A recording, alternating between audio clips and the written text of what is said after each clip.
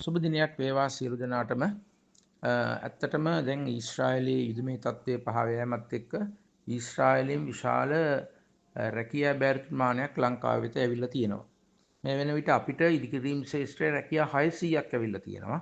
ඒ 600 අතරින් විශේෂයෙන්ම ඉල්ලනවා ඇලුමිනියම් ෆිටර්ස්ලා. ඒ වගේම ජිප්සන් වර්ක් මේ දෙකම මම හිතන්නේ එකම කාණ්ඩය වගේ යන්නේ. ජිප්සන් ඇලුමිනියම් ගත්තාම ඇත්තටම ඇලුමිනියම් පුළුවන් කෙනෙකුට ජිප්සන් වල ඇත්තටම දෙයක් නැහැ. ඒක පුංචි දෙයක්. ඒ නිසා අපිට එතන තියෙනවා 300ක ජොබ් ඕඩරයක් ඇලුමිනියම් වලට. ඒ සඳහා අපි විශේෂ පුහුණු පාඨමාලාවකුත් ආරම්භ කරන්න සූදානම් කරලා තියෙනවා. එතකොට ඔයාලට අවශ්‍ය නම් ඒකත් එක්ක සම්බන්ධ වෙලා සතියක් හමාරක් ඇතුළත ඒ දැනුම අරන් හිටම් ඒ කුසලතා පරීක්ෂණයෙන් සමත් වෙලා ඉස්සරහට යන්න පුළුවන්කම තියෙනවා. ඒ වගේම තමයි ඔයාලා දන්නවා යුදමේ සමයේදී විශාල විනාශයක් වුණා ගොඩනැගිලි වලට ජීවිත හානි නොවුනට විශාල ජීවිත හානියක් නොවුනට. එතකොට මේ ගොඩනැගිලි ඉවත් කිරීම සුන්බුන් අස්පස් කිරීම වෙනුවෙන් ඔය හෙවි මැෂින් ඔපරේටර්ස් උදාහරණයක් ස්කැවේටර්ස් මෝටර් ග්‍රේඩර් JCB වීල් ලෝඩර් ඔය වගේ දේවල් වලටත් ඉල්ලුමක් තියෙනවා.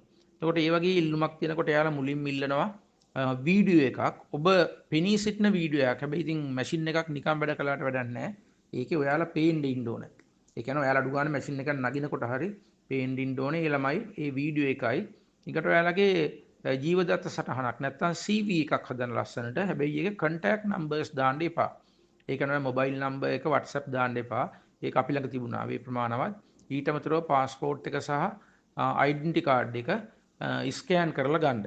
සියලුම ළමයි මතක තියාගන්න පරණ ඩෙන්ටි කාඩ් තියෙන කට්ටිය ඒක ට්‍රාන්ස්ලේට් කරලා ඉංග්‍රීසි ට්‍රාන්ස්ලේෂන් එක නැත්නම් ඉංග්‍රීසියට පරිවර්තනය කරලා ඒ පරිවර්තනයේ කොපිය තියාගන්න. ට්‍රාන්ස්ලේටර්ස්ලා ඉන්නවා ඔයාලා දන්නවා. උසාවි ළඟ ඉන්නවා. ඔය භාෂා පරිවර්තකයෝ AG ඔෆිස් වලට අනියුක්තව වැඩ කරනවා. ඒව ඉතින් හදලා තියාගන්නලා ස්කෑන් කරලා තියාගන්නලා. අර දේ ස්කෑන් කරනකොට ඔයාලා නිකන් හොරට අර ෆෝන් එකෙන් ෆොටෝ එකක් ගහලා නිකන් රවට්ටන්න කරන්න එපා. මොකද ඒව හොයන්න පුළුවන් තාක්ෂණයේ තියෙනවද. ඒ නිසා කමියුනිකේෂන් එකට ගිහිල්ලා ඒ ටික කරන්න. ඒත් එක්කම ඊයේ අපිට ලොකු අවස්ථාවක් ලැබුණා දකුණු කොරියාවෙන් නැවතත් මිග් වෙල්ඩර්ස් වරු 300කට. අර දේ නියෝජිතයන් ඊයේ අපේ ආයතනයට පැමුණුණා. 13 හෝ 14 ඒ විදේශිකයන් ලංකාවට එන්න නියමිතයි. ආවොත් අපිට ඒ අවස්ථාවක් තියෙනවා මිග් වෙල්ඩර්ස්ලට. එතනත් අවස්ථාවක් තියෙනවා. ඒත් එක්කම දැන් පෘතුගාලයේ රැකියා ටිකත් ඔබට එන්න නියමිතයි. ඒකත් කුසලතා පරීක්ෂණය අපිට මේ මාස 15යි 20යි අතර තියන්න පුළුවන්. මොකද ඒක චූට්ටක් ප්‍රමාද වුණා. අර පසුගිය දවස්වල තිබිච්ච කාර්යබහුලත්වයත් එක්ක සහ අනික පෘතුගාලේ ලංකාවේ එම්බසි එකක් නැහැ. ඒ නිසා ඒක ලියකියවිලි වැඩවලට අපේ නියෝජිතයෙකුට යන්න වුණා එළියට සිංගප්පූරු යන්න වුණා. ඒ ගිහින් දැන් ඒ වැඩ කටයුතු සාර්ථකව නිම කරලා දැන් ඒක ෆොරින් මිනිස්ට්‍රි හරහා ශ්‍රී ලංකා විදේශ සේවා නීති කාර්යාංශයට ඒක බාර දුන්නාම ඒ නිල අයිතිවාසිකම ලැබෙනවා.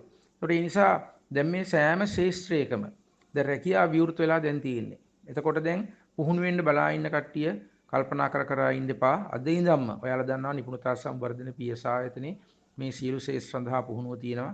ඒ වගේම ඉදිරියට එන්න නියමිතයි ඔය හෝටල් ශාස්ත්‍රයේ රැකියා අවස්ථා. එතකොට මේ හෝටල් ශාස්ත්‍රය ගත්තාම එතන තියෙනවා රෙස්ටුරන්ට් හෙල්පර් ඒ වගේම කිචන් හෙල්පර් කියන එක එකට යන දෙයක්. ඒ වගේම තව තියෙනවා එතන super market warehouse helpers bakery and pastry factory workers restaurant and kitchen helpers caregivers housekeeping මේ housekeeping වලට එහෙම ඉල්ලුම තියෙනවා. දැන් අපිට බොහෝ විට ඊශ්‍රායලයේනුත් අපිට මං හිතන්නේ ඔය 13 14 වෙනි විදේශිකයන් අතේ තියෙනවා housekeepersලා 200ක් හෝ 300ක්. ඒකට එයාලත් බලාපොරොත්තු වෙනවා ඒවා. එතකොට ඔබ ඇවිල්ලා මේ පුහුණු වැඩසටහන් එක්ක සම්බන්ධ වුණොත් ඔබට පුළුවන් මේ වගේ ඉදිරියට යන්න. ඒ නිසා ඔයාලා දැන් ඒකට වැඩපටන් ගන්න මම ඔයාලට කිව්වා වගේ අර housekeeping, supermarket assistant, warehouse helpers, bakery and pastry makers, factory workers, restaurant and kitchen helpers. ඒකටත් එක්කම අර caregiversලා තව ඒ කැටගරි එකට යටතෙම තියෙනවා nursing assistant, ඊක child care assistant, elder care assistant මෙන්න මේ වගේ තනතුරු වගේකුත් තියෙනවා. මේ හෝටල් සහ හවුස්කීපින් මේ ශේෂ්ඨවල අපි පාඨමාලාවක් ජූලි 5 සෙනසුරාදා නැත්නම් ලබන සෙනසුරාදා උදේ 10ට පටන් ගන්නවා නිපුණතා සංවර්ධන PS ආයතනයේ. ඔයාලා මේ පාඨමාලාවටම එන්න. එහෙමත් නැත්නම් එදාට ඇවිල්ලා තොරතුරු අරන් සූදානම් වෙන්න. දෙවෙනි කණ්ඩායම පටන් ගන්නවා ජූලි 10 වෙනි බ්‍රහස්පතින්දා එදා පොය දවසේ ඉන්නේ. ඒ නිසා ඔයාලට වඩා හොඳයි සෙනසුරාදා ඇවිල්ලා ඔයාලා තොරතුරු අරන් කොහොමද කරන්න කියන විස්තරත් බලලා ඒ අදාළ උපදේශකවරුන් හම්බෙලා ඒ තොරතුරු ගත්තා නම්. එහෙමනම් ඔන්න කාරණා කීපයක් තියෙනවා. ඒ තමයි දැන් මේ වෙනකොට වීසත් ඇවිල්ලා තියෙනවා අපේ ළමයින්. අද වීසා ආපු ළමයින්ට අපි එන්න කියලා තියෙනවා. ඒ වගේම ඇග්‍රීමන්ට් ඇවිල්ලා තියෙනවා මම හිතන්නේ 30ක් විතර වගේ. ඒ ළමයින්ටත් අපි අද එන්න කියලා තියෙනවා. එයාලා දැන් මේ වෙනකොට ආයතනයට ඇවිල්ලා ඉන්නේ. ඒ ගිවිසුම් අත්සන් කිරීම සහ ඒ කාර්ය සඳහා.